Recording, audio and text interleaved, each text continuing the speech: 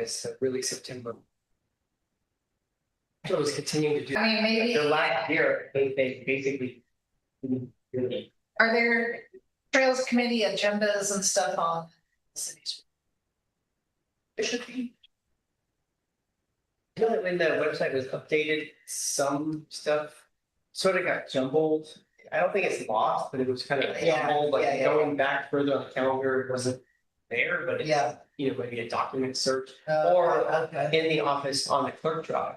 Okay. Because there was sort of this idea that maybe we go back before to like put all this stuff, but it's, I don't know.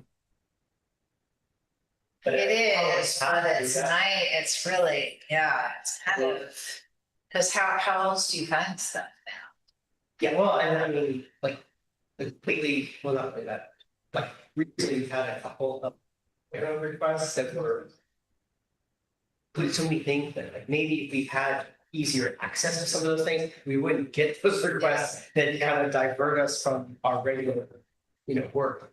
Yeah. I mean, and then I mean that it seems like that's something you can assign to some. Well, right now we've just been. I don't mean city employees. I just mean you could like. Farm it out to some chamber of commerce, maybe. That's funny. We did get a call not that long ago from some group called Municipal Temps or something. Mini Temps, and like they said that they specialize in work for municipalities. That's really good. Okay. Maybe they would be able to help. Maybe, Or somebody who's familiar with any of the similar stuff. I don't know.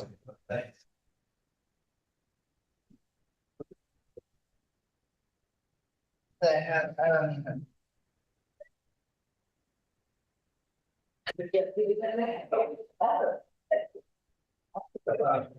So we can invoices, some medication that includes that Murphy.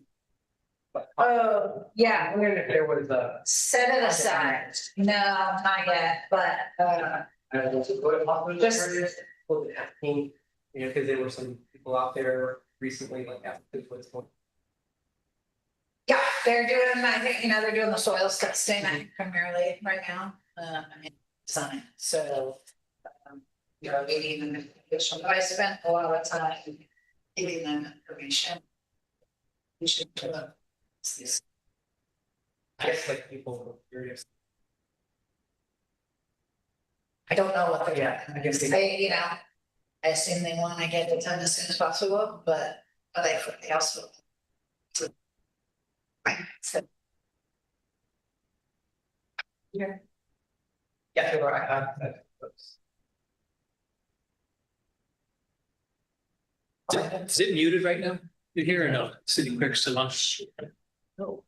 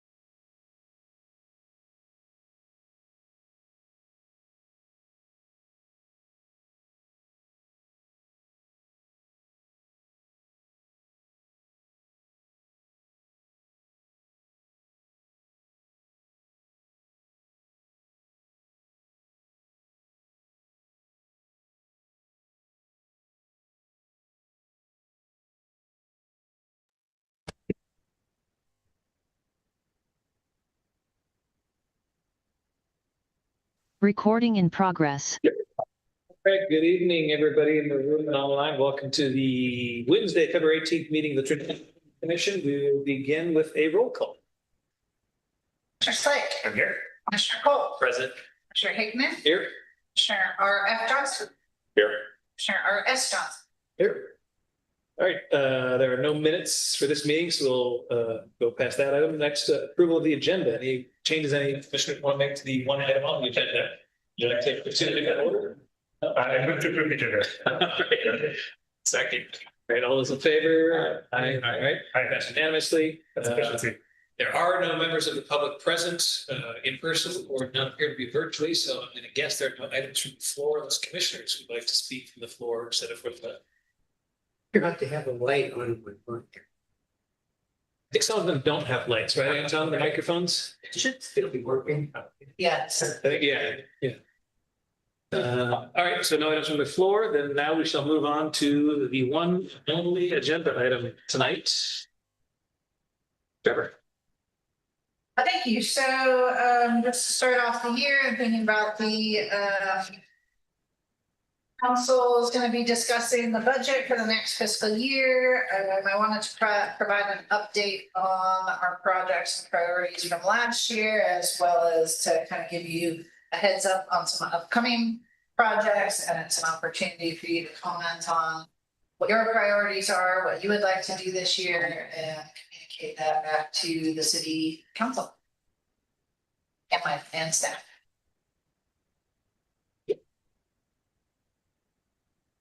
Do we have a date for a buying?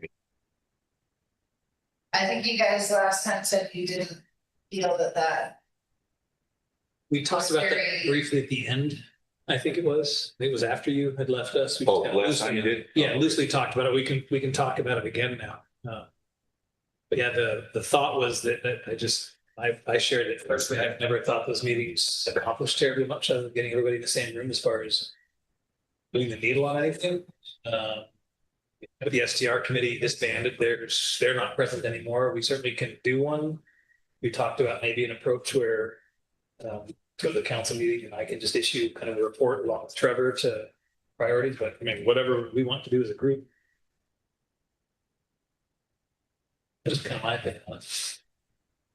I've only been to one, and it seemed a little bit pointless.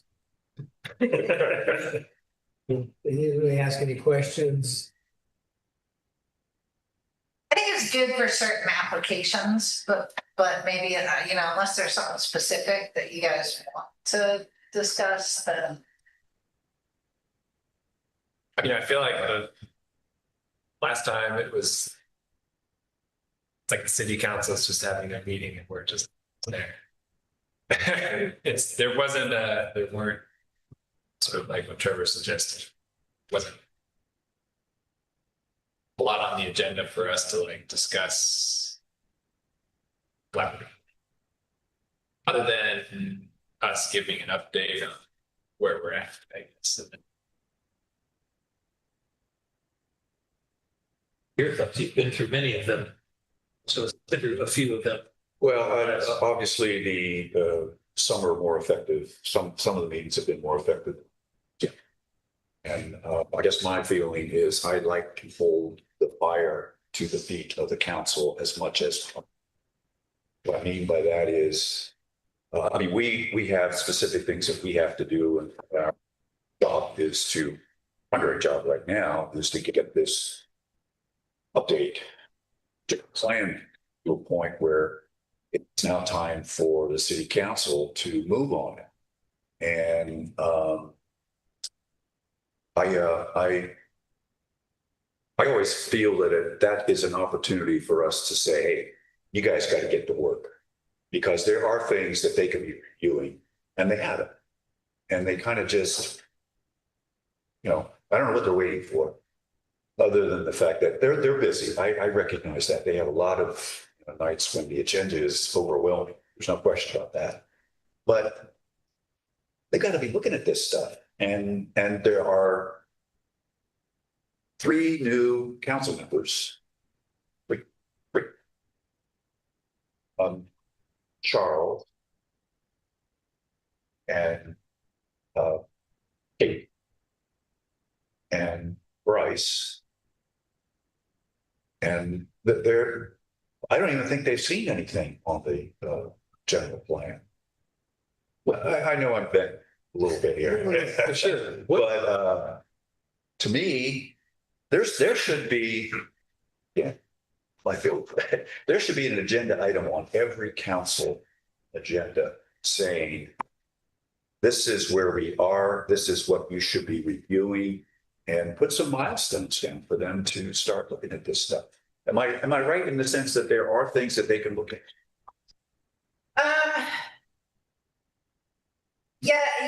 Yes, but it is a little bit more complicated than that. I think, they have reviewed most of the elements that the planning commission has approved at some point. And, we kind of, we finish an element, city council reviews it, don't always get a lot of input, because it looks good. And then we set it aside because the coastal commission has always said, we'll only review everything all at once. And now we're at a point where I think we can move forward more piecemeal. And so I think that's what we have to do. And so I think, a lot of the elements that we've reviewed and kind of approved before, we're going to have to take another look at. I think right now it's, it's the AE ordinance, which needs to go through another round of review to the coastal commission. The safety element, which will be, I'm working with coastal commission on sort of finalizing that, and I'll come back to you, and then working on some more regulations. So we were working on the noise element.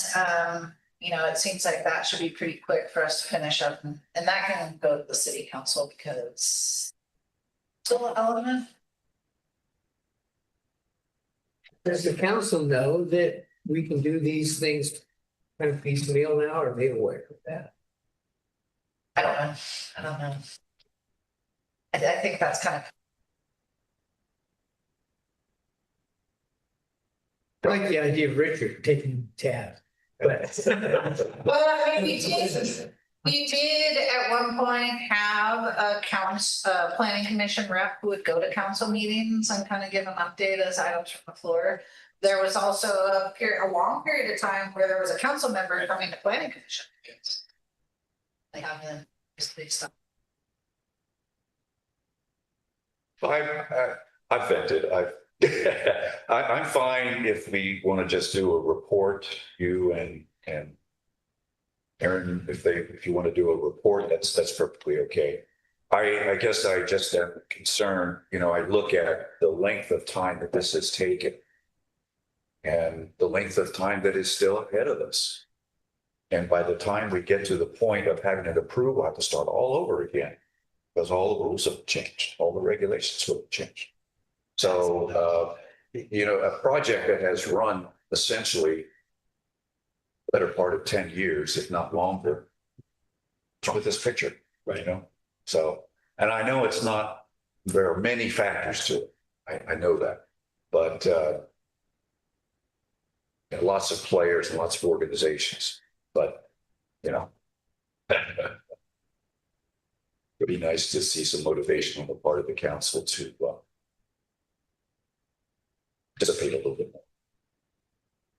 so I didn't hear you say even one particular item where they have a document that's ready for their review. It's completely ready. It's gone through our processes. Hopefully.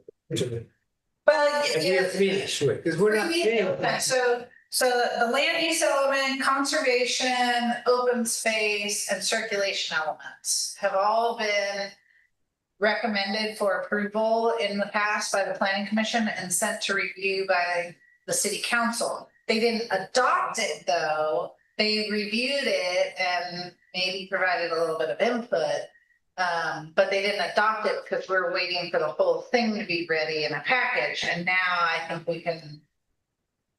we can go more step by step, but we still are going to have to go back. I mean, some of those elements now are probably 5 years old. So we're gonna have to go back to it. Can we then identify what those elements are that we can quickly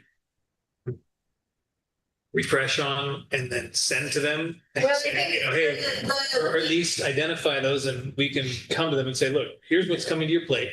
Our expectations and needs are that you do these things by this point, whatever your process is, so that we can then submit them and be done with them. You know, you asked us, and because they continually do ask us, when are you going to be done with the general plan? I mean, that's at every meeting, the few that I've been to, the 3 or 4 of the joint meetings, that's their annual question.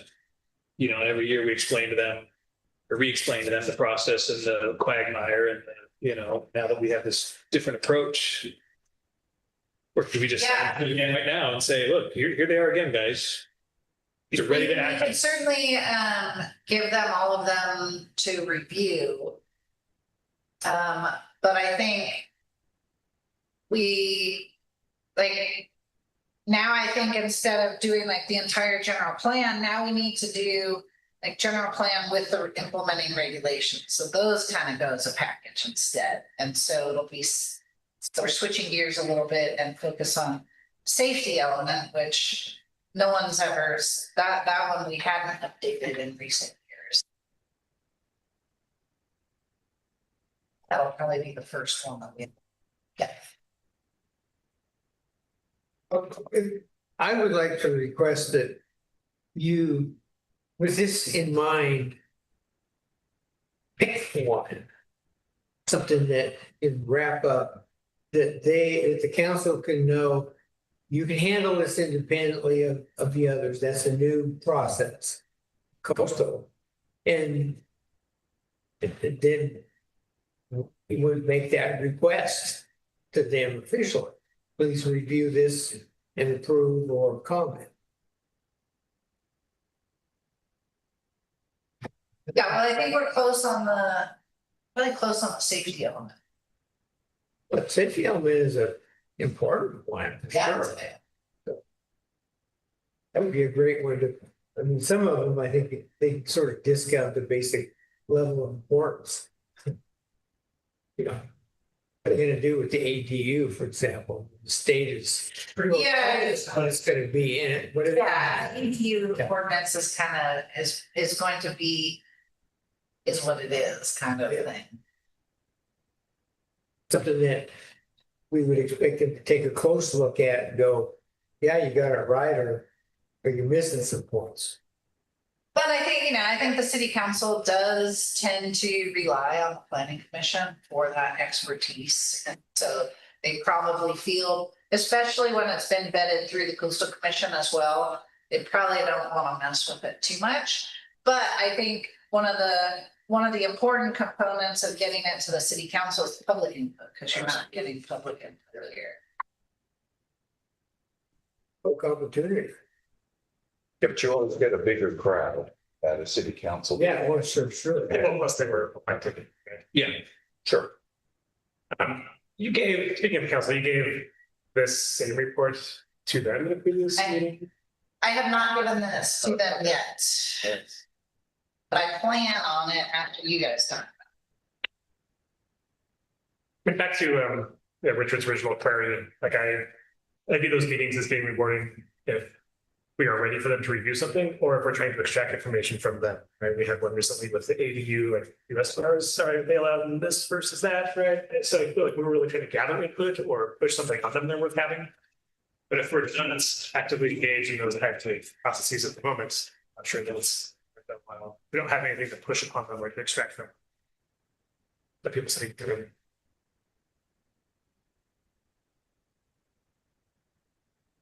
do you have or can you, the past we've asked for, and I think you've given us kind of a matrix, if you will, of the different elements and where they are.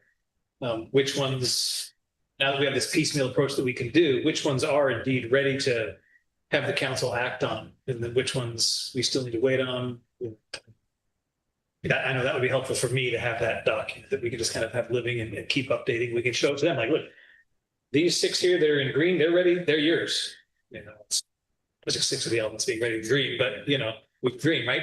But just having that visual for them, we can give them, like, please, you want us to make progress on the general plan, have the capacity to make progress on the general plan for us to get those things to the point where you can then just send them off and you get done. But maybe like a hierarchy, the triage of what's the most important tasks. Some of these like the ordinance, sorry, time sensitive, sorry, the ADU. Yes.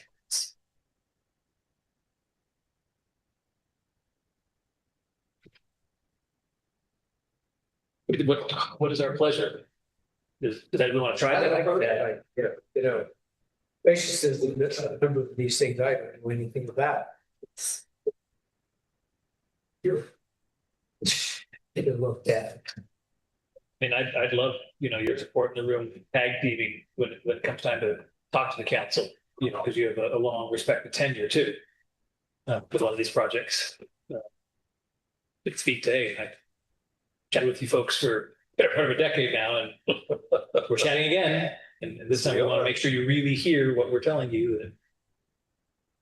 I like the idea of showing them the matrix so they understand and at least where we are in the process.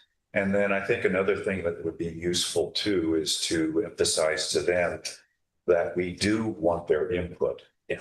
That it's not a matter of, here it is, we've approved it, rubber stamp it. Right. We really want their input as well as the public's. And so, yeah, and if those two messages get across, that's great.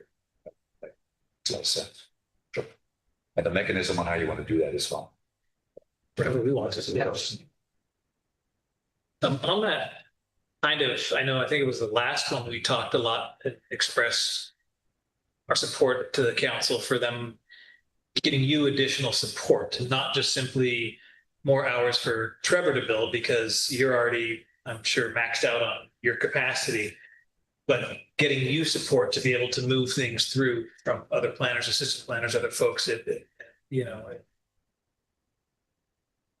or contractor services, something else. And did that make it into last year's budget as far as you know? And has it been done? Because I know things make it into the budget and then, again, everybody's got limited capacity to make things happen, so to speak. But I have no idea where we're at on the budget. okay. But did we not try and get that in there for the last budget cycle, right? If I recall that decision, sorry if I recall that discussion correctly, but Trevor, you were saying that there's just also like a lack of planners as well. Is that right? Yeah, I mean, we have some new planners. I had someone helping me last year. She took off to have a baby and now she's just starting to come back. But yeah, no, we do have a variety of planners. Part of it is on me and delegating, and then delegating Trinidad stuff is kind of hard. Maybe it's me, maybe, I don't know, but I don't want to throw anyone to the wolves. There's nothing you can do about having 20 years of experience with a particular thing. Yeah, and so like it's more like the application, the permit applications that come in, or like, oh, we need a noise ordinance. That's something. Those kind of discrete things are things that I can hand off on someone, but say, oh, hey, finish this general plan element or those kind of things are harder. If there's, I know you were redoing a lot of the forms, you can say, hey, here's the beginning part. The form's ready to go. Okay. Yeah, I was gonna mention, I mean, that is something that I was gonna kind of bug Gabe to get to the city council.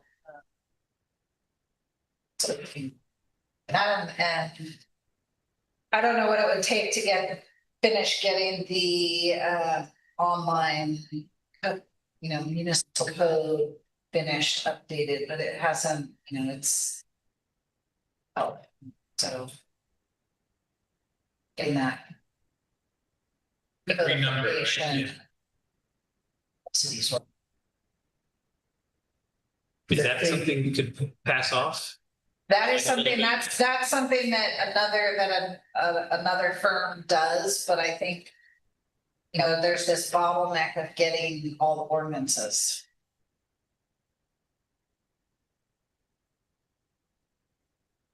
Yes, staffs.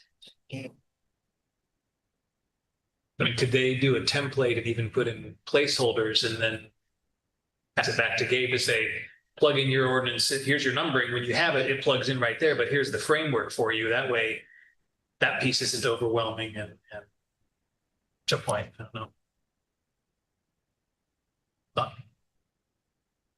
Anything we can do to help get those forms higher up to lessen your workload or make things more efficient for, to give you more time back?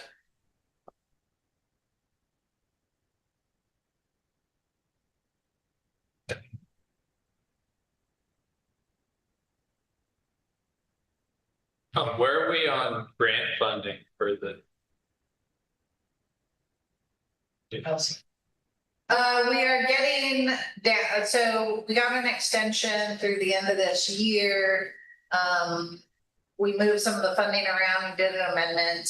We're getting low on funding for some things, but we're just gonna keep plugging away.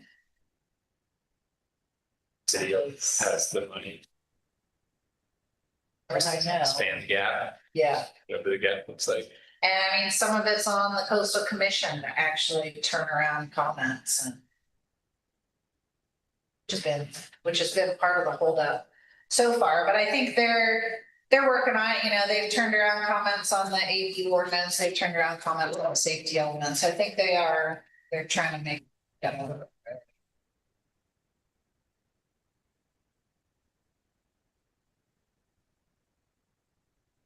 You put it in here, just the OWTS enforcement. And I'm just curious, is there anything from us that we can do to make that happen? Because I know it is frustrating for those of us that are compliant. I know Jennifer, when she was managing it, struggled to get that enforcement piece for the people that either were just being obstinate and not completing their things, even though they had the means and the wherewithal to do it. Then there's those that might have, an economic barrier. But it doesn't feel great to the majority of residents that are compliant. It's where's the incentive? But I could just choose not to, so I don't know if there's really anything from our perspective we can do to push that issue with the council or with staff, to support you guys. Because I know, Anton, you're stepping into that role and getting up to speed. It's, enforcement is always difficult, and OWTS is not the only enforcement issue. And it's always been a frustration for me that there's really kind of a lack of follow through. And that just hasn't necessarily been a priority. I can write letters. At some point we have to get an attorney. Right. And I guess what's the holdup from your perspective on the city doing that? I think right now it's probably, I need to sit down with Anton and figure out, because I think there were some people who have gotten all their letters, and so we would move potentially into nuisance statement. And then there are a few people who maybe haven't gotten all whatever, like final notice or whatever. So we kind of need to sit down and do that. There's been some staff communication with some of those residents, and like, oh yeah, I'll get that. I don't know what's going to. Well, next time they want something.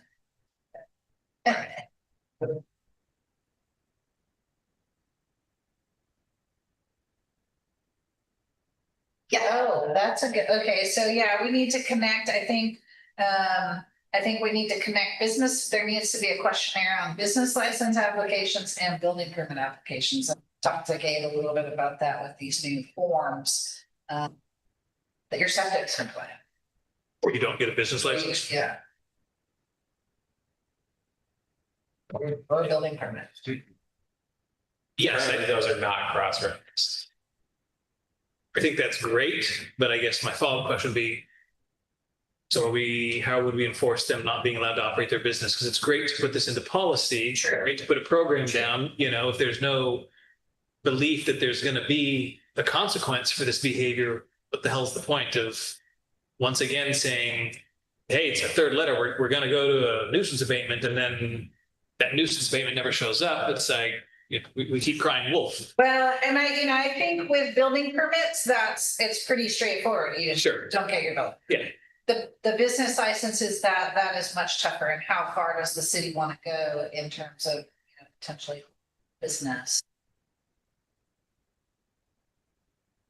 STR licenses, there's going to be a lottery coming up, and we kind of went through that and we eliminated some. I thought it happened, right? Oh, okay, it already happened. So we eliminated some people off that list because they didn't have their septic. So. But I think we should also, so I talked to Gabe, you can't get on that list until you have your septic taken care of. Like, they shouldn't have been able to get on the list in the first place. Is that in policy? Is that in the ordinance? I'm just curious how those, I think that can be. just administratively? The ordinance allows administrative Administratively, okay. policies, or, I don't see why you couldn't do that, because it is a requirement to have a license that you have your septic in compliance. So why would you get on a list in a lottery if you don't have your septic? That's okay. So I was just getting back to the issue of how much time you're able to spend and any extra support. I was just looking at the budget for, now the only thing we have is through November 30th. We don't have end of year, but the city's on June to July 1st. Okay. Oh, you are at basically 47%. So you're pretty much on plan. But would you want to increase your budget for this year or request an increase in budget? Currently, the budget is 90,000. It would seem to me that maybe what would make the requests for additional support stronger is if we had a good rationale for increasing the city planner budget. Say up at $30,000, that at least force that discussion. I don't know how this number gets developed, tell you the truth, other than Gabe and somebody sitting in The it. register, and then it's just percent of plan, right? Yeah.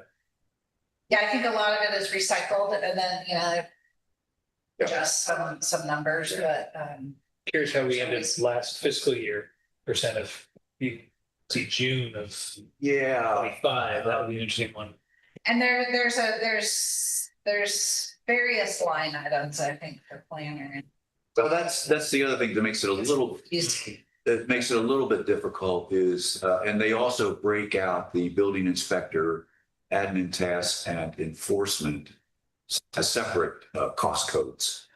And there's a separate OWTS account, there's a separate water fund, Yeah, but those are all tied to specific projects. And I guess what I'm suggesting is that for planning, pure planning, not supporting those other projects, is that we force a discussion by maybe requesting a higher budget, the current budget.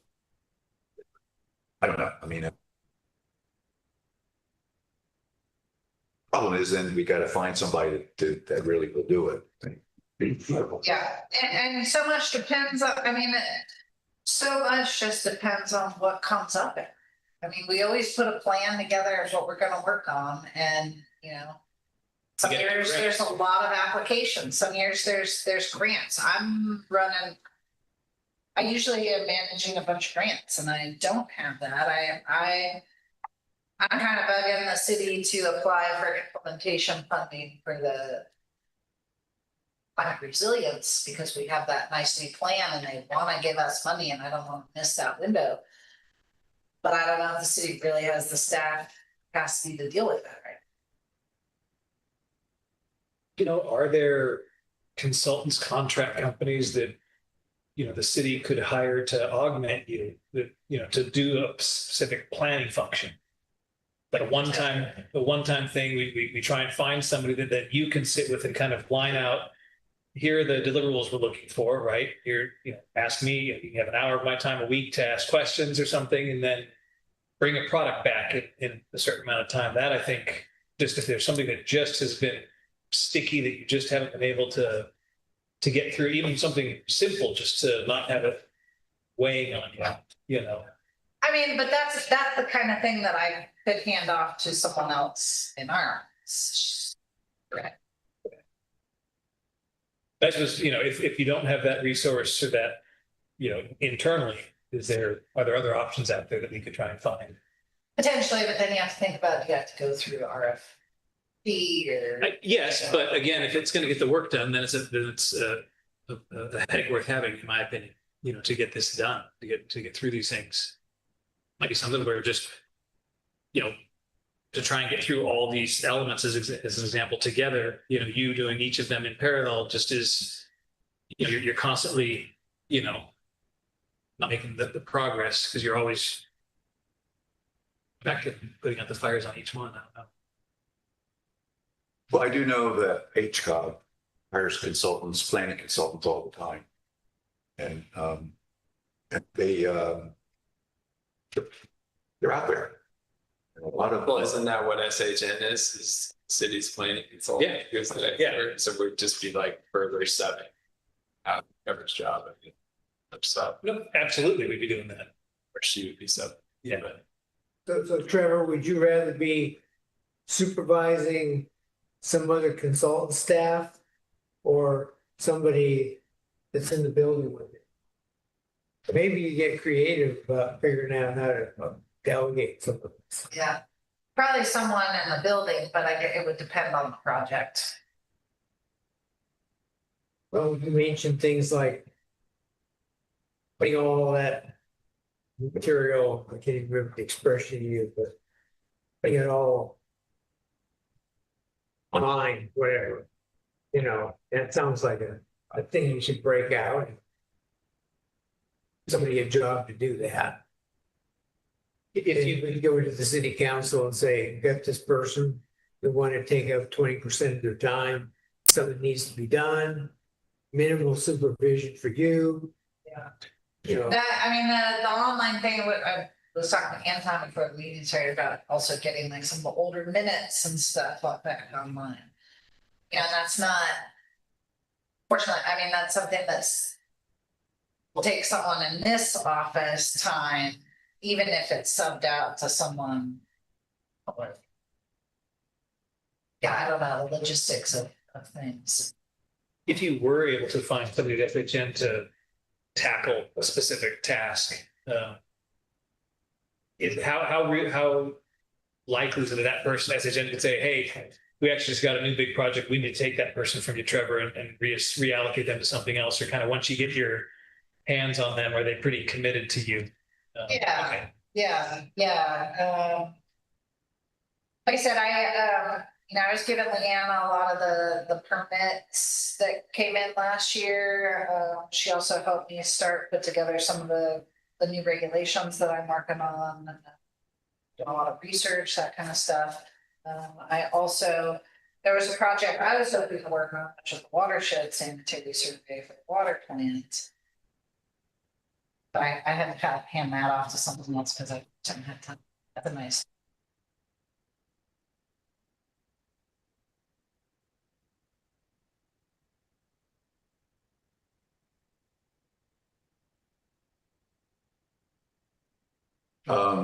I just lost it, but it looked like, I'm trying to find the end of June, but for the end of May, we were about $25,000 over budget Last year. last year.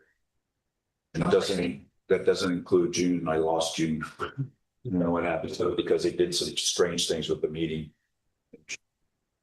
It's there, but I guess that's the point, is that they just plugged in the same 90,000 Yeah. for the year before and didn't pay any attention to really what was, you know, going on. I think that happens a lot, and because nothing is ever what you expect, but the city overall usually ends up in the black. So I guess things even out, and obviously Eli had a different management style from Joe, who has a different management style from Gabe. So that will change. That might change a little bit this year.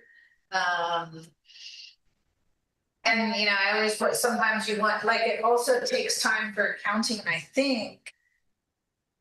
You know, when SHM sends an invoice, the different projects get accounted for differently, and I think, you know, the permit, you know, sometimes I think it takes time for the permit projects to catch, like, they come out of the planner budget, but then they get reimbursed. I'm not sure how all that works, but It depends on how quick you get your billing reviews in. how quick the city gets theirs into there. Yeah. I mean, just getting back to the, you know, general plan update, you know, we've talked about how they need to be, all the elements need to be made internally consistent, right? Is that something you can pass off to somebody in your office and say? Yeah, Because that would be a huge leap for us, and then just bring back the internally consistent drafts. And they might see, you know, some efficiencies or opportunities that we don't, and that you don't. That'd be a good project. yeah, that's a good one. Oh, this is going to add one other thing. If you're talking about talking to the city, just like any other client, you have steady workload, but most years your billing rate goes up a little bit too. So if you're putting in the same amount of time, billing rate's going up a little bit. That gives you plenty of justification to go to the city and say, you know, if you're just bringing in the budget from last year, my rate went up 5%. You know, we need to increase the budget by 5%. Yeah, and actually that's SHM's contract will be up for renewal this year, and our rates, that was 5 years ago, and rates have, and we already offer a discounting rate, rates way up, so yeah, that's gonna be a, and I've already warned Gabe, I mean, that's gonna be a 5 years, the same rate. Wow, that's, well, like 3% increases. oh, over built in, 5 okay. years. Something. So it's, I don't think Trinidad's even getting built 2/3. I guess at the end of all of it, what I would like to see us find a pathway is to somehow increase, like, what the full-time equivalents that are being put into Trinidad's planning, right? Like, 'cause, you know, we've got 1 unit of Trevor, right? What we need right now is 1.5 units of planning for the city to get caught up with all these things that are behind. And that's what I haven't really heard a pathway for yet. I don't know if that's a different way to think about it or explain it. I just see us kind of treading water, for lack of, not that we're not making progress, we're not drowning, but we're not, you know, we're just slowly. You know, Or by the same token, remove half of the Trevor that's currently focused on WTS. Yes. Or stuff like that. So not necessarily adding additional, but just reshuffling the existing. But yeah, I mean, I think the city is, did they put out an announcement for a new grant manager? I think it's ready, they have it ready to go, an announcement for a new position. Right now, it's just, I mean, even if I had an extra person, we don't have this, it's still a bottleneck here at city staff.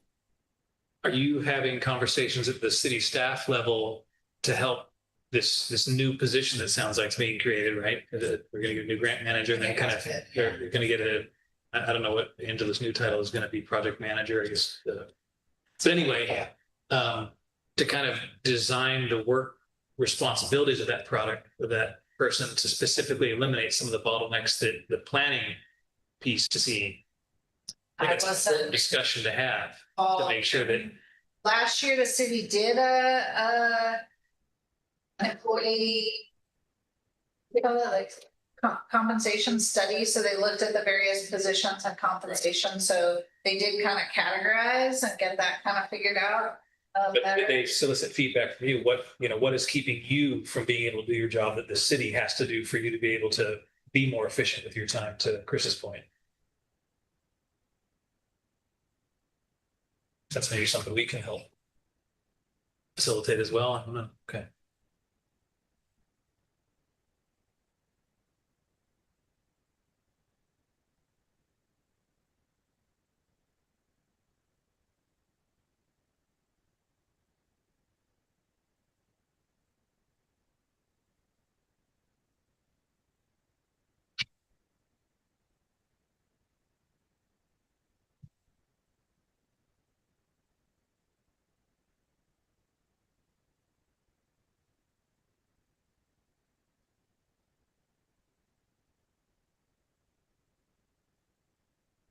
You had talked, Trevor, in your staff report here, and I think we had talked, with the delay in getting some of these things put into place, we're missing the opportunity for projects to be subject to, for example, some of the design review elements. And you had mentioned there might be a pathway for that to make planning commission policies that would, in the interim, govern them.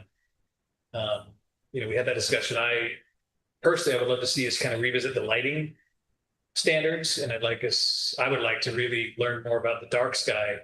I've been hearing a lot of stuff around that, and light pollution, I think, is a big issue in town. The few streetlights we have spill light, for example, I think in a less than responsible manner.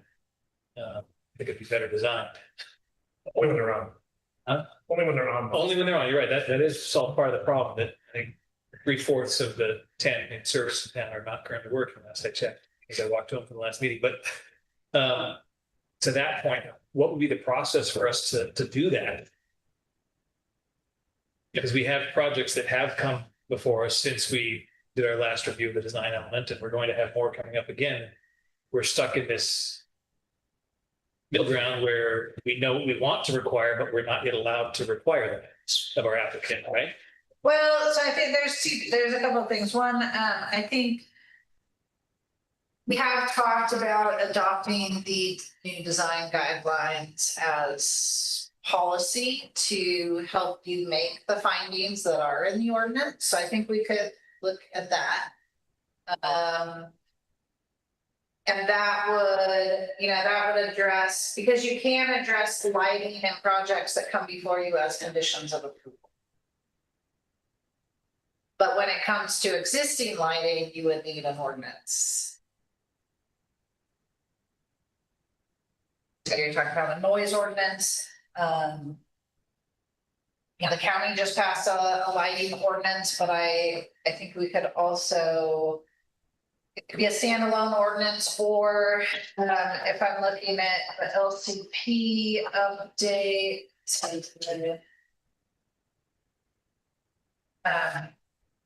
So after some of the housing stuff and the safety element, I'm looking at a new chapter for coastal development permits, and then the next general plan element, I think that we could work on, that would be conservation and open space, and would include lighting regulations.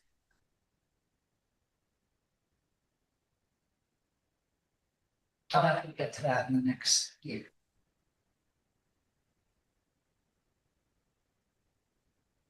In the short term, though, if I heard you right, the project comes before us, we can, as a condition of approval, say we want you to use dark sky practices as an example, right? Current pet issue, right? Yeah. And, I think getting the new forms implemented would also help with that, because right now there's no real guidance on what you have to submit. Where with the new forms, there's a box with your lighting, your landscape. Some of these things that we don't really have regulations for, but obviously are issues and impact resources. Will the council have to approve those forms before they go into effect? Can they just be put into effect administratively? I think they could be put in effect administratively, but I think Gabe sort of just wanted to present them to the city council and kind of get their blessing on it. So they're aware, maybe even just as a consent. I think he was going to do it as a consent item.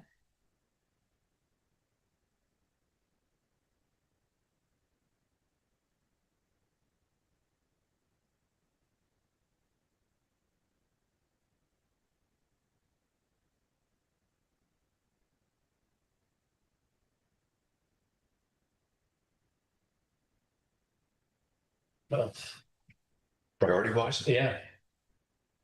Well, I think we still have to have discussions and continue the discussions on annexation. All this is going to be a moot point if we don't have any money.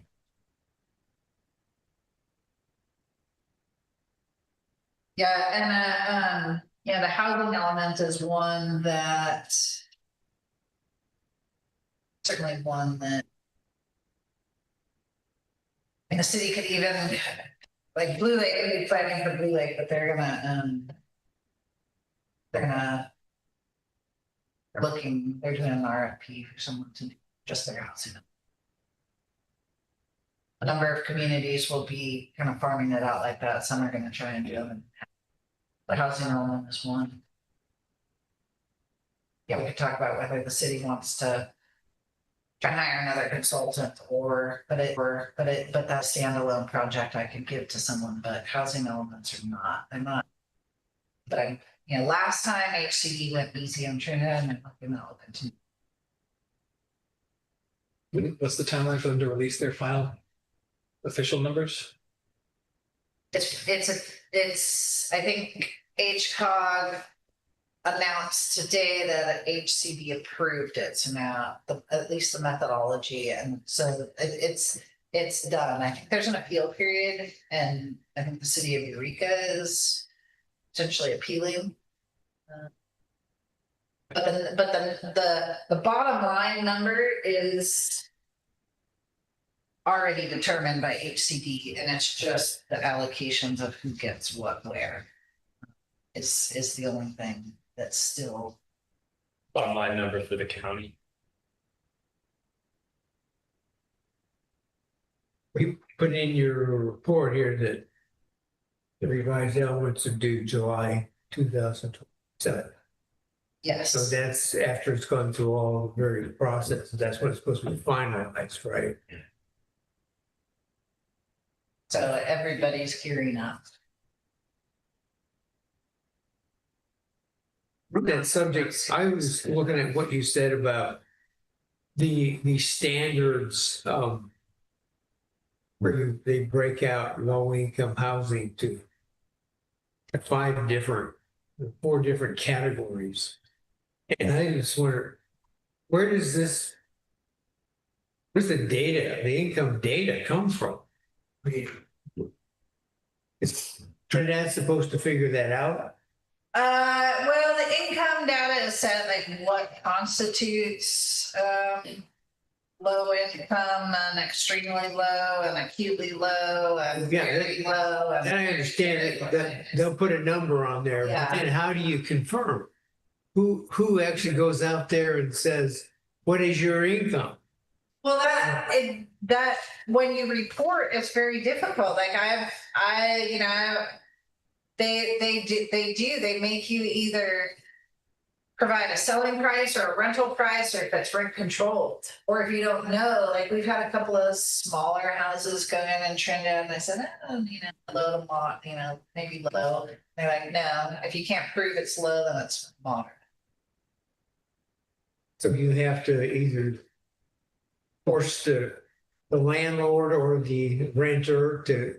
Well, and we have to show that we have the land base to do it in the first place. Yeah, I understand that part. That's a whole other issue, but it just seems like the whole process is, it's like, to actually do this, either it takes an awful lot of effort and a lot of cooperation from everybody, or you just make it up. Yeah, I just don't, Because they're talking about income, they're not talking about what people pay for rent. They're talking about their overall income. yes, but it would be like a person, like 30, you're not supposed to pay more than 30% of your income for rent. So it should be 30% of those income levels or whatever. Those federally set, are they state set, the income levels? Your state says that. I think the Census data. And they vary throughout the state. Sure. So I think there's one income level for. Yeah, I was trying to pull census data on another thing for the county, for Trinidad, and just this big pocket of non-discrete information. We're all kind of lumped into this big amorphous. Yeah, it's gotten a lot harder to search the census data. Yeah. Of course. Has there ever been an attempt, either with whatever regulatory agency to have them view RVs as housing, because the reality in Trinidad, and I would argue a lot of places, is they do absolutely provide long-term secure housing for folks. And I don't know if that's ever been lobbied. I will try and have, I mean, I could try and have another conversation, but I mean, I did have a conversation with HCD staff about that, and they went back and to their legal team or whatever to get an official determination, and it was no. And which I understand and respect, that's their determination, but what's the basis for their legal team's ruling? Is there some, I would imagine this is not an issue that's unique to Trinidad. In the state of California, let alone in Humboldt County. It's simply an association of local governments that could come together and say, hey, look, guys, I understand you don't view that. I understand that the ideal might be more permanent housing for people, traditional structures, but the reality on the ground landscape is this. And so, that particular type of housing is being marginalized in essence. Yeah, I mean, I imagine some of it might be sort of a safety issue if it's not meant to be permanent residents, but I think so. HCD has offered to help the county jurisdictions kind of coordinate the housing elements and provide technical assistance. And that would be a good question to bring up for them, because it's not just a city issue too. No, and I think if you were to do a population density, a heat map in Trinidad, there's 2 spots that are going to be the most dense. Yeah. Right. Yeah. That's Separate question, but just the landscape as it lays right now, right?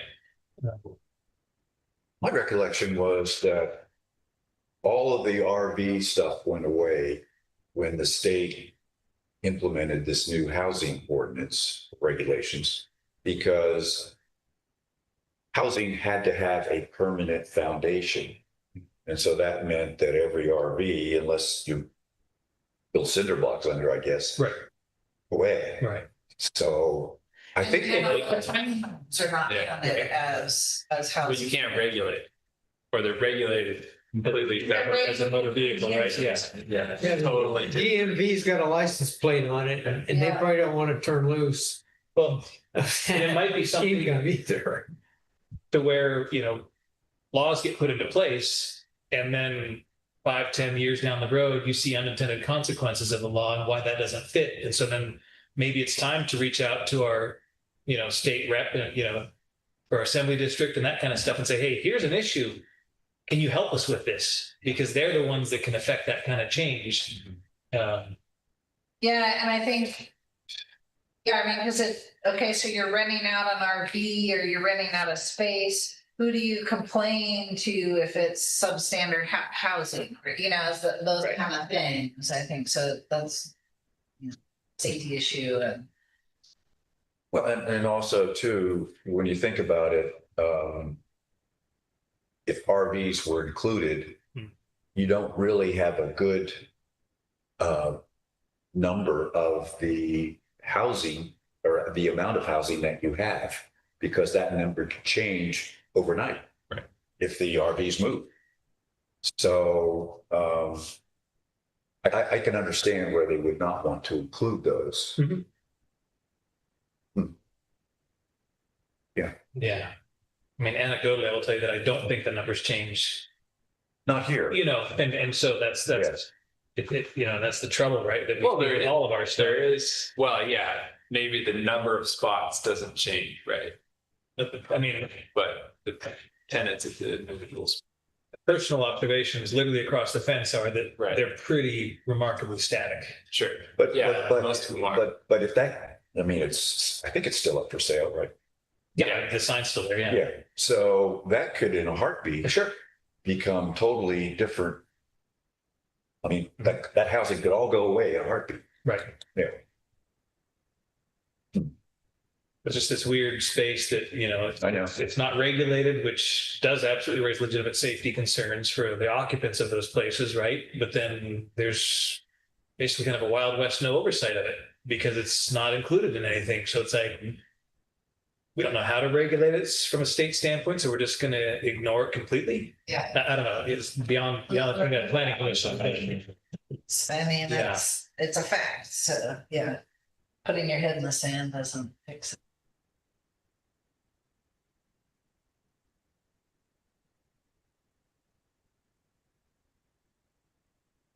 I think, you mentioned the water pipeline connection, just kind of moving on to different, I mean, yes, that's on the radar. I don't see anything moving with that. I'll be on the March city council, Oh, is it? Okay. The report back of their initial feasibility study or, something, we're working. okay, I think we're too late for that, really. I think we need to move, or I think staff's gonna try and put together that information, and we have some new information to present, and decide to jump in, or I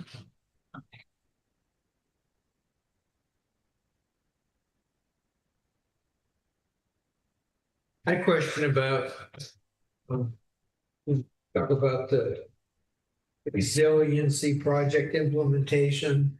You mentioned the grant application. You also said that because many of the projects pending are affected by the Sure I study area. I mean, what is an example of a project that could be paid for by grant funding or resiliency to the Sure I study area? a lot of the projects were focused on sort of that South Bluff and looking at options for stabilizing, looking at retreat options or retaining walls for Edward Street, looking at sort of like an emergency landslide plan, so you have something in place if it does slide out. There was a project for looking at stormwater on Wagner Street and pulling that back in, out into the city stormwater system. So all of those projects would affect the city. Wagner Street would, that part of their study area? It's adjacent. Yeah, okay. So And the stormwater is going on to the study area now. So trying to pull and, affecting saturation. yeah, well, if they redirected the drainage, what Sure I have to say about that? All of a sudden the water's not there. That's why the city's been in litigation for. Okay. All right, well, you gave me the examples I'm looking for. Because everything you're talking about there is a big project. Big projects, yes. And this grant funding for resiliency could literally handle projects of that size, multi-hundred. We're pieces of it, like we had there's also the whole sort of the long-term plan for the Axel Lindgren Trail, that was one of them. But I think we had kind of we submitted a previous grant that the state took away, we didn't have that plan done yet, but it was a lot of monitoring and studying of the bluff, because we don't necessarily know exactly where things are moving. I think also, dealing with septic water too. Like, I think there was a project to look at possibly like a community leach field or something and pulling that off the bluff. But yeah, doing monitoring, water quality sampling. I forget all what we had in that grant application, but yeah, there's millions. I mean, the city could apply for millions of dollars, and OPC, we would be a high priority to get that funded. It would seem like that needs to go up to the top of the list as far as. I would think so. Maybe once the city hires a new grant manager, that would be a good conversation to have. Right now, it's of that capability. So barring a new grant manager, they would look to you to put in this application, is that? Piece of it, I think GHD also submits applications like that for the city, and I think we really worked together on the last grant application. And I think it was kind of that, part of it was that retreat plan for Edward Street, kind of looking at, okay, what happens as it starts to slide? Part of it one way and bicycle paths and so kind of that kind of planning. I would just assume GHD would jump on that right away if they thought they'd have an opportunity to dip into those kind of grants.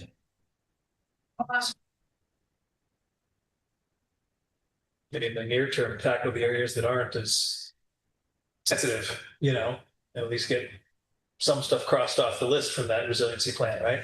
We've armored protected what we can, and so we have the low hanging fruit and the more challenging, complex projects for whatever reason are. Everything there sounded like an engineering study, everything. A lot of it, yeah. I didn't hear anything that wasn't. Well, there was, we were looking at doing some monitoring with like drones and surveying and. Well, that's an engineering company. Who else does these things? Consultants of one kind, or technical consultants. Yeah. Gonna sell drones at Costco, They have a license to do that, produce that kind of thing for public use. Yeah. But Yeah, that would be good to talk.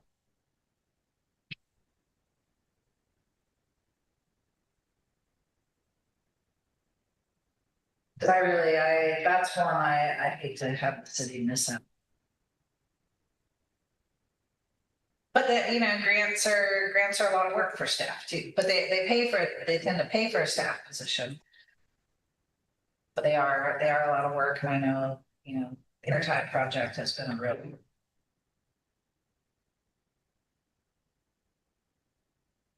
most companies like GHD would do that kind of thing as a promotion, like there wouldn't be any bill for it, since they get a big piece of the action, so they get long-term work.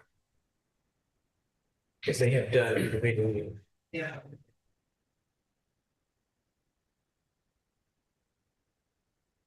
I kind of lost the thread. What are we trying to accomplish? Priorities. Yeah, I'm kind of just going through Trevor's different Okay, underlying sections here on the report.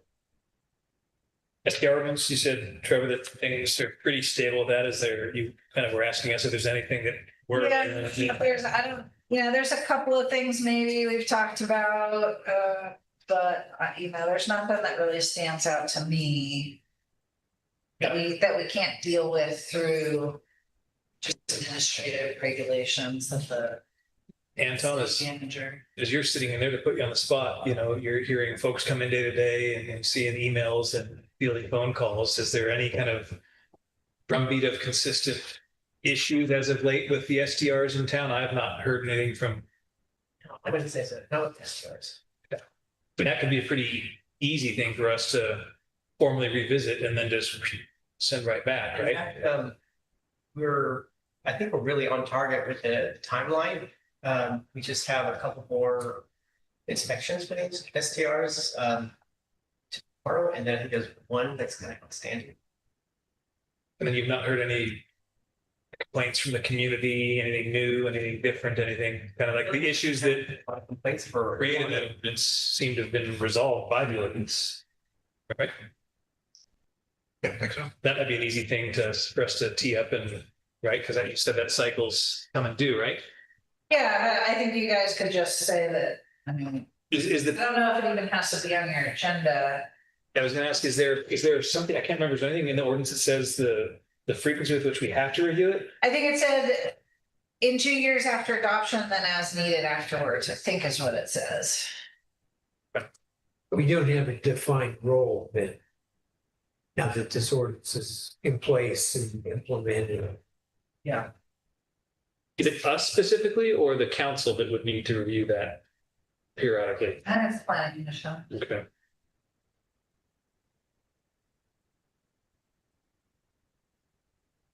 Well, what Richard mentioned about annexation. I mean, like, similar to what he does, it's a critical for the long term for Trinidad, and I don't know when that becomes critical, right? It's our tax base doesn't cover the expenses. So Yeah. Is there some way of us moving? I mean, we can say we think it's important, but I mean, I think at this point, emphasizing to the city council to budget for that, so there will, with these two water applications, they're going to LAFCO in March. And then they're gonna have to apply to the city for annexation and each pay $5,000, which the city can use towards studies, but it's probably gonna be more than that to decide. You know, if and how much to annex. so that's just two properties. I mean, we're looking at your picture. Well, that would help the city look at annexing the whole neighborhood. And, you know, some of that I think some of that would be public outreach and seeing who else might want to connect to city water and might as well. So who initiates that? But I think, well, we're gonna have to, as part of the LAFCO approvals and these new water connections, the city's gonna have to at least consider it. How far the city goes down that road will be kind of up to the city council and how much they want to budget it. But really, you know, annexing residential areas has a lot of benefits to the city in terms of, you know, more voters, more people to serve on councils and commissions, more, you know, land use control, various kinds of things. But they don't tend to provide additional tax revenue to the city. To do that, the city would need to annex commercial areas, and to do that, the city needs. I think the message, though, is that this is a long-term effort, and it's not something that we need to take our eyes off of just because we think it's not going to happen for another 10 years. That this is a progressive thing that has to be looked at on a regular basis, and we need to put in place the planning and the resources to make it happen when that time frame becomes, you know, the last item to do. Otherwise, it's going to be like we've done for the last long time of just saying, yeah, we got to do it, and nothing ever happens. I think it was a great start last year by having the briefing on annexation that kind of alerted everybody to, you know, the complexities of it. But we got to just keep it in front of everybody's minds. Otherwise, it'll just fall through the cracks.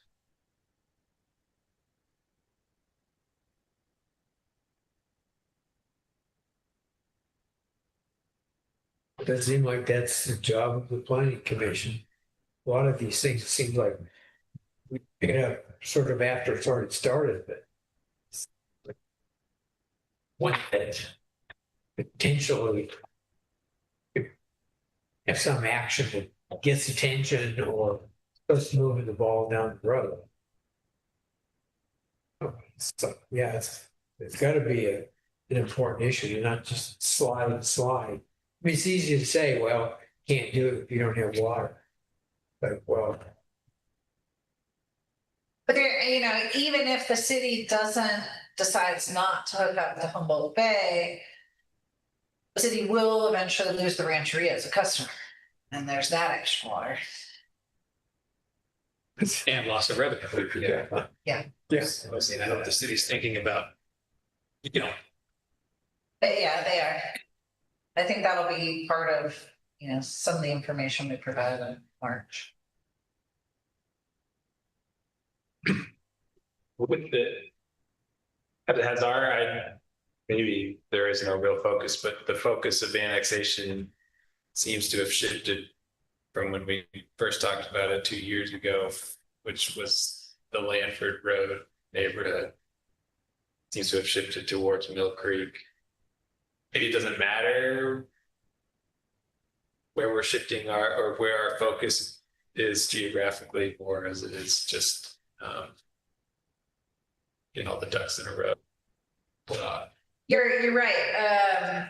And I think, we were looking at Langford as sort of a pilot project because it's such a small area. And it's really almost an island essentially. And I know LAFCO would really encourage that area to be annexed. And it makes a lot of sense.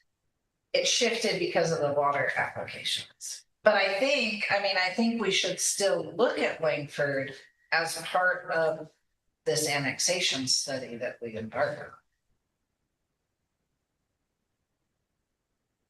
I guess does that Oh, and and there's actually a couple of, the city would like to annex north of the cemetery to add to the cemetery, and then there's a parcel north of Saunders parcel that I think would like to annex.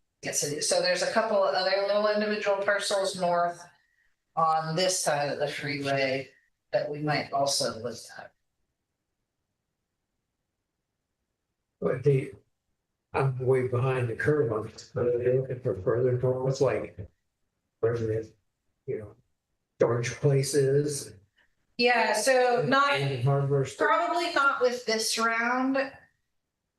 Again, that's where going more. Yes, so the city has a sphere of influence that goes north up Patrick's Point Drive, and then also its water service area goes even further up Patrick's Point Drive. But there's no water line other than for the CAL FIRE. So, but a lot of those are significant water users. So, so the city, but we could potentially go like to the storage, Ocean Grove, a few parcels up, and not all the way. And, Emerald, a couple of the one or two of the RV parks have been begging the city to look at annexation because they're having to upgrade their water systems.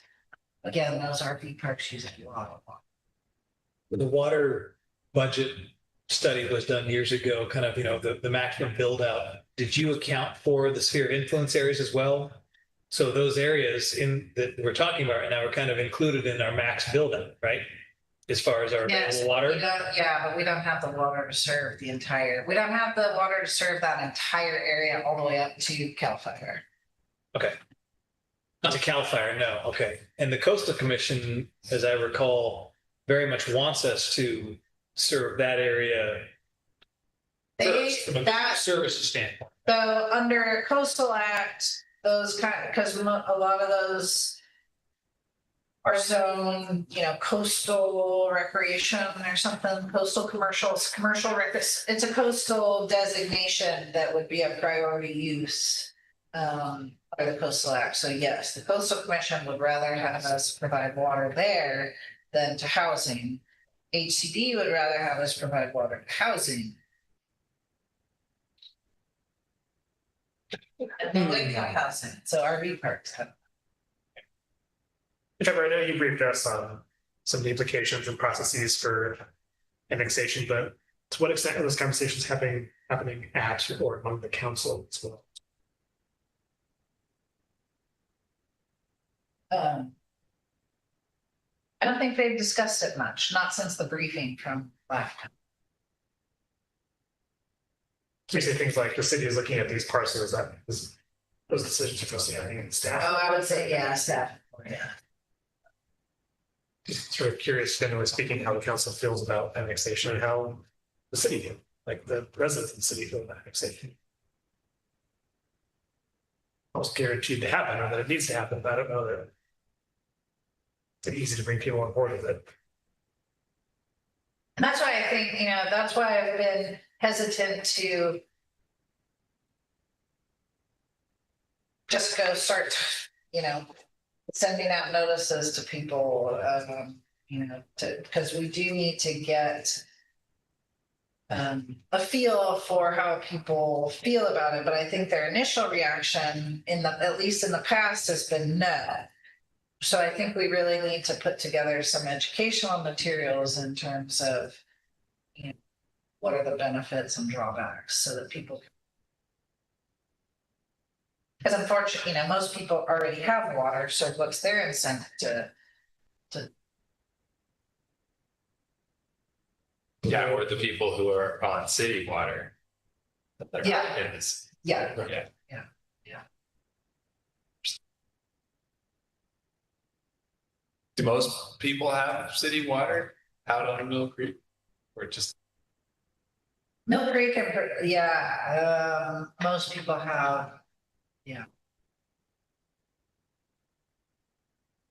Few vacant parcels.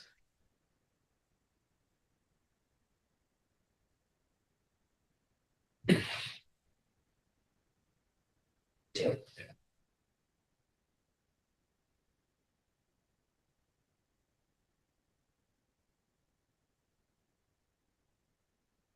Just kind of threw together a list, maybe not in any particular order of our discussion tonight so far for priorities. And again, not in any particular, I've got, you know, support for Trevor, specifically reducing, limiting bottlenecks at the city staff level, possibly leveraging that new position to do that, increasing the budget if necessary.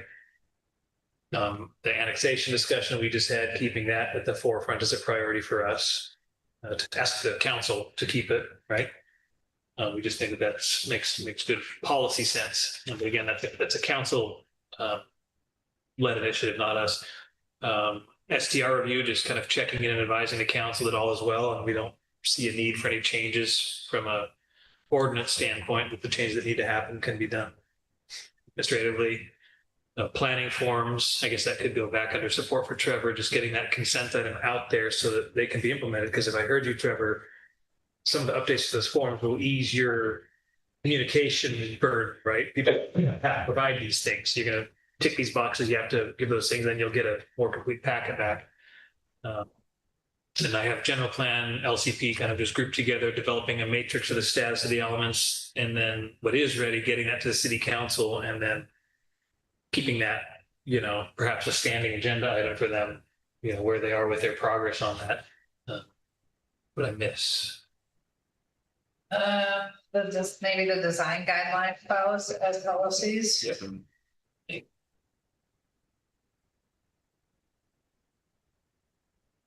Was it clear that we wanted to do the lighting issue as a standalone ordinance, or if we wanted to include that in an element?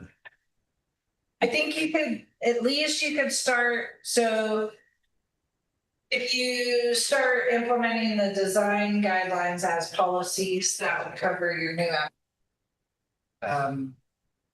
but do you want to do, you know, if you do an ordinance to address after the, you know, existing lighting, then you're introducing more enforcement work. Well, I'm just asking the question. Yeah. I think we've already. I think it was more the applications, I think. Okay. That's fine. I mean, we're already saturated. Yeah, I'd love, yeah. There's there's some things I'd love to see applied retrospectively, but I think the easiest lift is, you know, a prospective application. And then, hey, we encourage you to do this, and perhaps if you do it, there will, right, you know, there's grant funding or something, or, you know, like putting a low flow toilet kind of thing. So there's 1, 2, 3, 4, 5, 6 in a broad topics. I think we also talked about OWTS enforcement and OPC grant.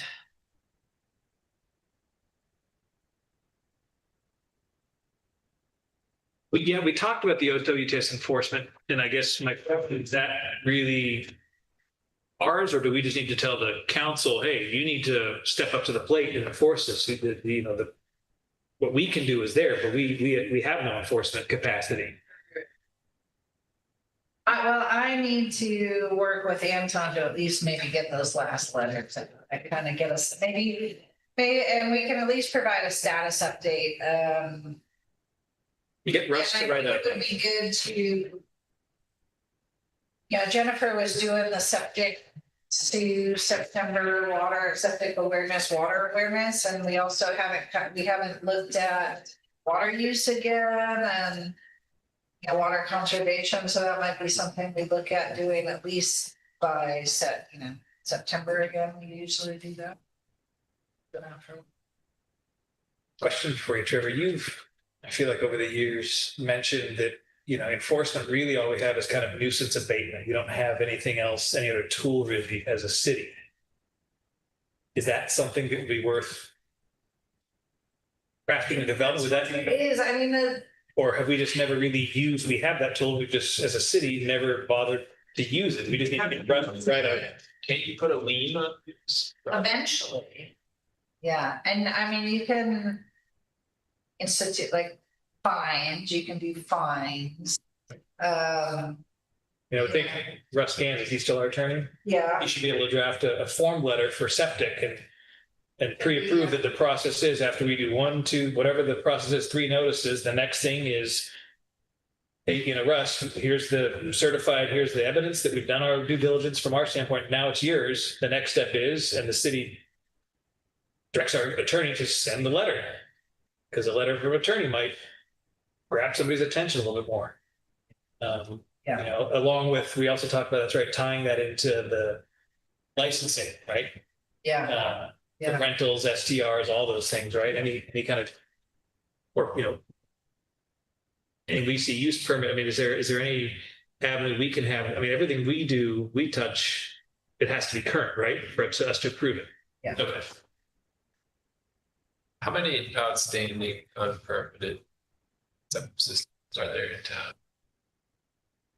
I'd say there's over a dozen that have never had a permit.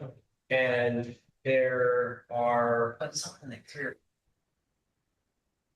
I think one property owner is like thousand. But then there's also a fair number of people that have been noticed and they just have, it's not that we don't know what's going on, they're just ignoring it. Kind of 2 separate, like they have a functioning system potentially, not the unknown ones, if I'm remembering back. Yeah, so there are, and there's a couple Because I who know Jennifer had a matrix of kind of the different categories. come back and they haven't done the repairs that need to be. Right. So there's that part too. Yeah. And is that, would there be benefit, from code enforcement? Some of this turns into code enforcement, right? Potentially. Yeah, I mean, Increasing eventually Dan's hours and putting him, operating septic system, I mean, I think he. That's. it's a health and safety issue. Yeah, absolutely. There are entities that if your septic system isn't working, they turn off their water. There's no functioning septic system if there's no water. That's pretty extreme. It is, and yeah, but And, we're still working with the county on the new MOU and they do some of the enforcement. So we're sort of in limbo a little bit on that and who does what. In terms of people who actually have systems that aren't. but you did mention that MOU in your write-up, so is there anything that the planning commission can do about it? I mean, we know it's an issue. It's in the, Yeah, no, that it's is in the county's hands right now. I think. Okay.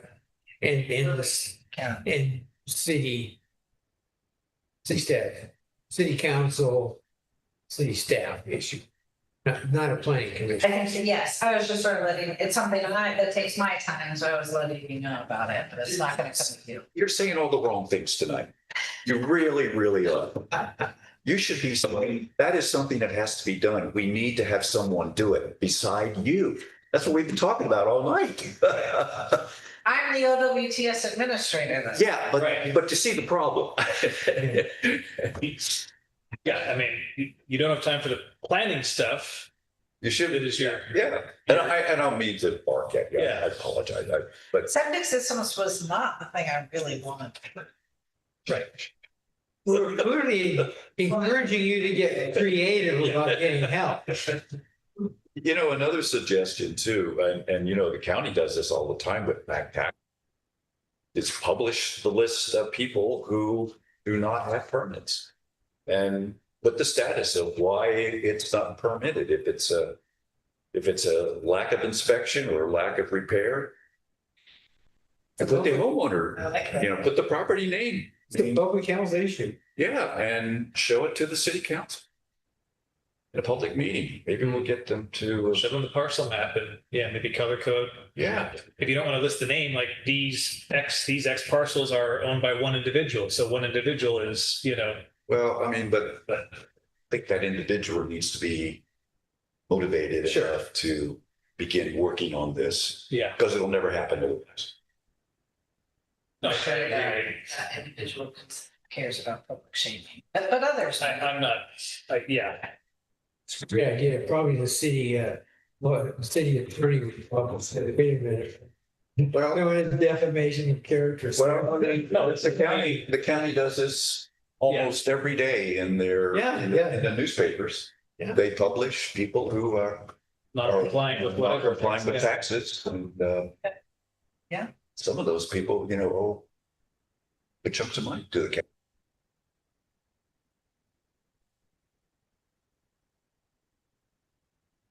Anything else for priorities, I guess?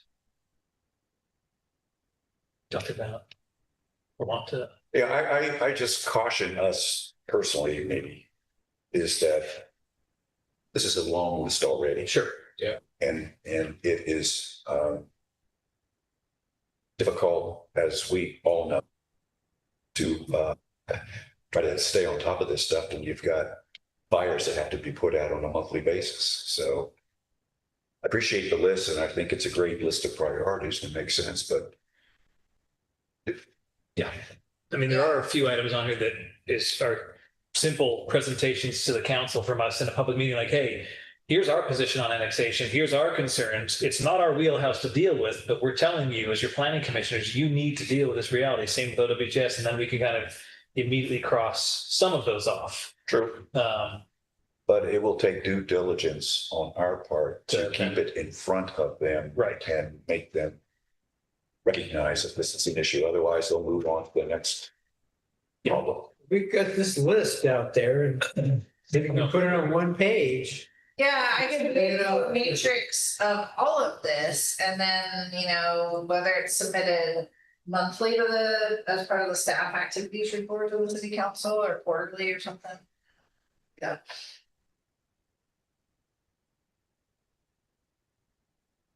Just separate the enforced enhancement from the annexation discussion by, a few lines of printed paper so that they're not, they can be adjacent to each other. Enforcement and annexation. Correct. Okay.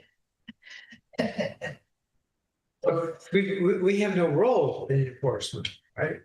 Yeah, I think no, we should do that yeah. enforcement. I mean, But we spend, it's frustrating, right? Because we spend so much time talking about regulations that theoretically could be enforced, and then there's no enforcement of any kind. Yeah, that's. So it's not Well, necessarily a maybe planning issue, but it's maybe a, there's a lot of enforcement, but maybe that's a reason that people want to be annexed in the city, because there's no. Usually you hear the reverse around here. People love living in the county because there's less regulation, right? There's a lot of things in the county that need enforced too that aren't. That's what I'm saying, the county doesn't. Yeah. Yeah, they're different.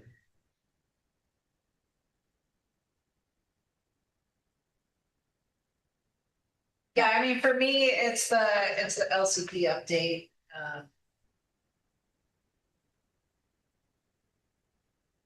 And I think unfortunately, housing is gonna, that's just forced on the city.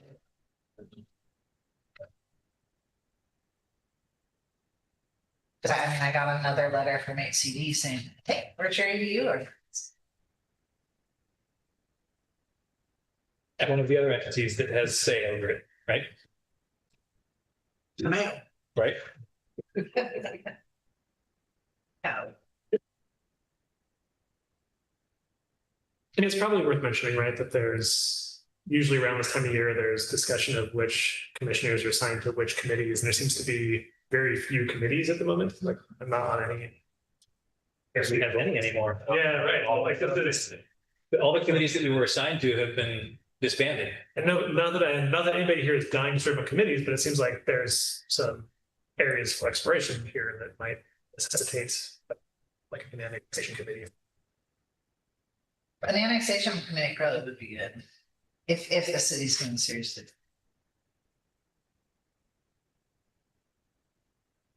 a good suggestion to the council. Yeah, that they form one, right?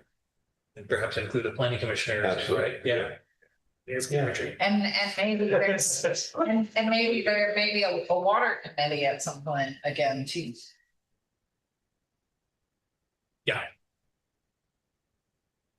Yeah, my personal journey with the committees I've been a part of at the city is they end up being a vehicle by which the council seeds responsibility. I won't use the word shirk, even though that's the first one that came to mind. And then nothing happens from it. You know, the recommendations get made by citizens that a lot of people have stepped off of the committees that I was on because they felt like they put all this passion and energy into it, and then the council would go in a different direction. It's like, you say you want input, you provide an opportunity for input from people, and then you go against that input because of personal beliefs or bias, or, you know, it's because, you know, we're a general elected kind of council, not a representative one. Is there a trails committee? Yeah. It's gone too. Okay. I don't think there are any committees anymore, right? I mean, if there's a drought conditions, then there's supposed to be another the water advisory committee that. Oh, figure the whack again. Yeah. Specific to dealing Right. with a shortage.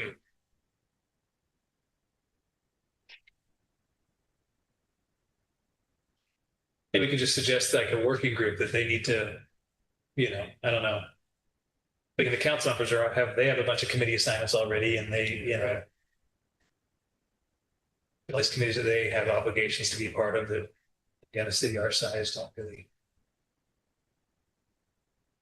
Yeah, I don't know. Yeah, I mean, Trinidad just had, for a city of your size, it's just so.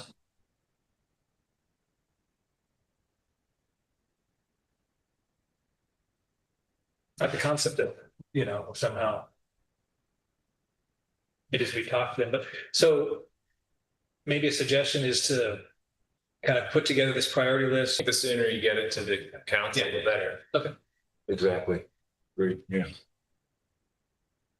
Sounds good. And maybe you just might email it folks when you got it, rather than having it at a meeting in case we might individually have a conflict. Okay. That would. Yeah. Just don't reply all so we don't have a serial meeting violation of the Brown Act, please. Check comments back individually to Trevor. As a reminder.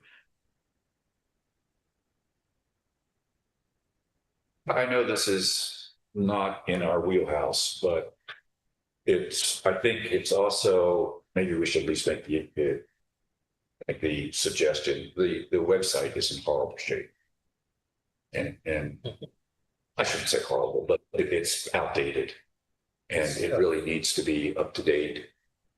And I know that that's something that is not a big priority, of course, but someone from the public trying to figure out who's doing what to who is virtually impossible because all the players have changed.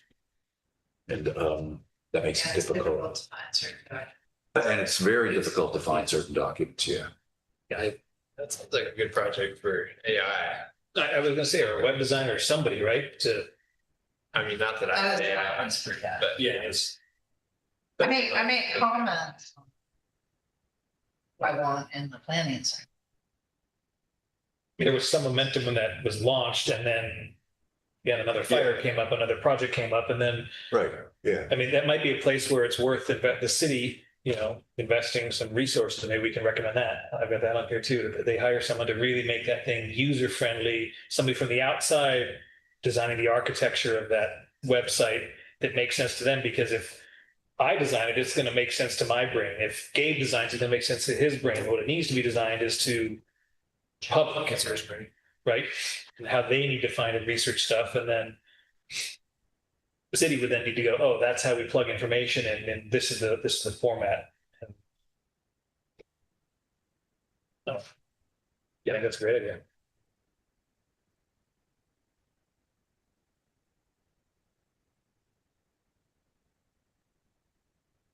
That sounds good. Still nobody else here, nobody else near. Trevor, you have what you need? This, yeah. Okay. Commissioner reports, anything? Anybody? Yeah, I already shared.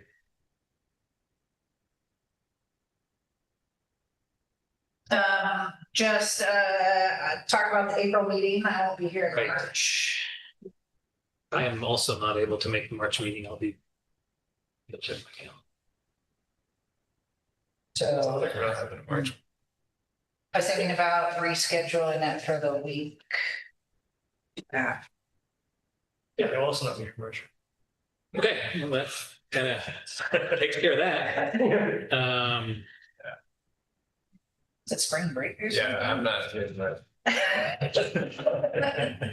Take that. All right, so officially there will be no March meeting of the Trinidad Planning Commission. No. Not regular. They're not going to quorum as well as the city planner. Do we know now? Yeah, no, March is canceled. We're looking at rescheduling April because I get back 7th, which doesn't leave me much time for a meeting on the 15th. Got it, okay. So what's your proposal? I'm pretty much available anytime the week of the 20th or the 27th. Do you have the calendar for Anton for the room?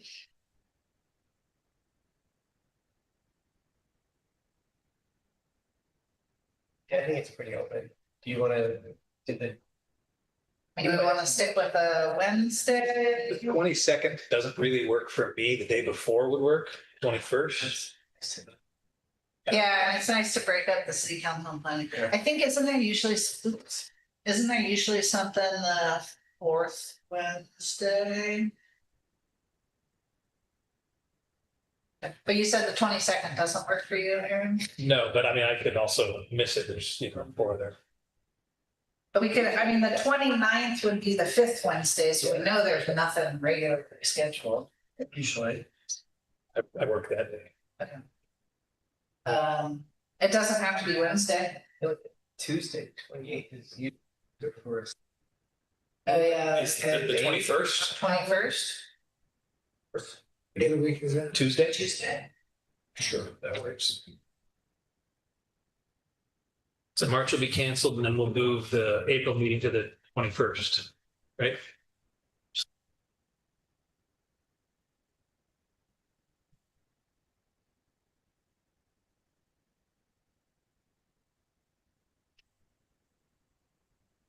Anything else I would add to it? Projects.